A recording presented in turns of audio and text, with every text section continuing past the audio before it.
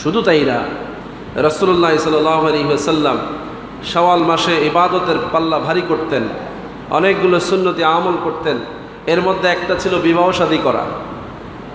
শাওয়াল মাসের সুন্নত কি?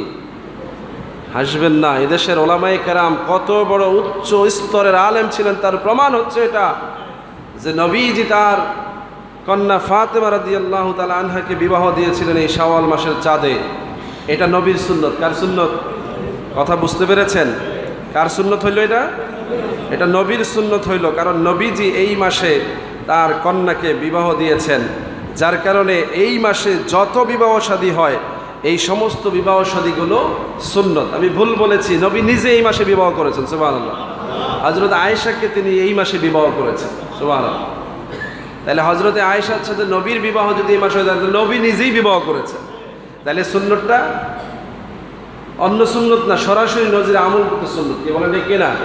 এই জন্য শাওয়াল মাসে যেই যুবকেরা বিবাহ করে এরা একটা সুন্নতের উপরে আমল করে বলে, সুবহানাল্লাহ। এবং আমাদের দেশে এটা প্রচলিত একটা বিষয় যে ঈদের পরে বিয়ের অনুষ্ঠান হবে। কি বলেন ঠিক না? ব্যাপক বিয়ের অনুষ্ঠান বাংলাদেশে ঈদের পর হয়। কোন ঈদ? রোজার ঈদের পরে। তার মানে শাওয়াল মাসে বিয়ে হয়। তার মানে ওলামায়ে কেরাম খুব সূক্ষ্মভাবে এদেশের মানুষকে একটা সুন্নতের আমল করায় নিচ্ছে, সুবহানাল্লাহ।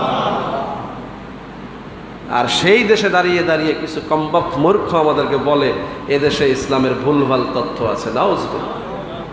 এত ছোট ছোট বিষয়গুলো যারা খেয়াল করতে পেরেছেন তারা ইসলামের বড় বড় বিষয়গুলোকে এড়িয়ে গেছেন, এটা মনে করার কোনো সুযোগ নাই।